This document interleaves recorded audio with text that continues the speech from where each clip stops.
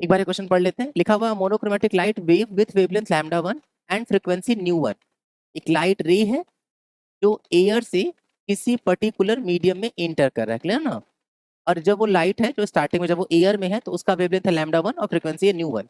If the angle of incidence and angle of refraction of the interface are 45 and 30 degree. तो जब ऐसे inter कर रहा था तो एंगल कितना था 45 डिग्री।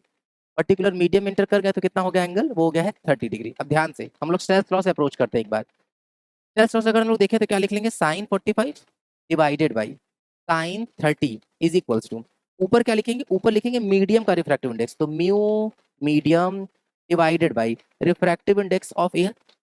अब हम लोग को ये पता होना चाहिए कि रिफ्रैक्टिव इंडेक्स जो होता है वो वेवलेंथ के इनवर्सली प्रोपोर्शनल होता है, तो उल्टा पुल्टा रिलेशन हो जाएगा। क्या लिख लेंगे, lambda of air divided by lambda of medium.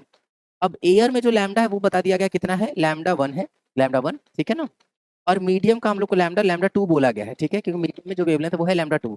अगर हम लोग देखें साइन 45 1/√2 और साइन 30 1/2, 2 चला जाएगा ऊपर, √2 चला जाएगा नीचे, 2 को लिख लेंगे √2 एक √2 कैंसिल, एक √2 बच जाएगा। क्रॉस मल्टीप्लाई कर देंगे तो यहाँ से साफ साफ दिख रहा है कि जो लैम्डा 2 की वैल्यू आ जाएगी वो कितनी आ जाएगी, लैम्डा 1 अपॉन में √2, ठीक है ना। तो हम लोग को लैम्डा 2 जो है वो एक ही ऑप्शन में दिख रहा है, तो अगर हम लोग केवल केवल वेवलेंथ का आइडिया रखे तो हम लोग को साफ साफ दिख रहा है कि इसका कौन सा ऑप्शन आ जाएगा, सेकंड ऑप्शन। लेकिन हम एक लॉजिक और बता दे रहे हैं, फ्रीक्वेंसी के लिए भी याद रखना है कि फ्रीक्वेंसी जो होता है वो सिर्फ और सिर्फ किस पे डिपेंड करता है, वो सिर्फ और सिर्फ डिपेंड करता है सोर्स पर।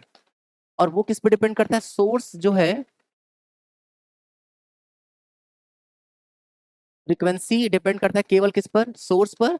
और सोर्स पर डिपेंड करता है कौन, कलर। मतलब कि ये सब, ये तीनों आपस में इंटरकनेक्टेड है। मतलब कि किसी भी लाइट का कलर केवल तभी बदलेगा जब सोर्स बदलेगा, सोर्स तभी बदलेगा जब फ्रीक्वेंसी बदलेगा, फ्रीक्वेंसी बदलेगा सोर्स बदलेगा, सब आपस में इंटरकनेक्टेड है। क्योंकि इस रिफ्रैक्शन के दौरान सोर्स तो बदला नहीं तो फ्रीक्वेंसी नहीं बदलेगा, तो फ्रीक्वेंसी पहले जो था न्यू 1 वही फ्रीक्वेंसी बाद में भी रहेगा। इसीलिए इस ऑप्शन में क्या लिखा हुआ है कि जो न्यू 2 है वो न्यू 1 के इक्वल होगा, क्लियर ना।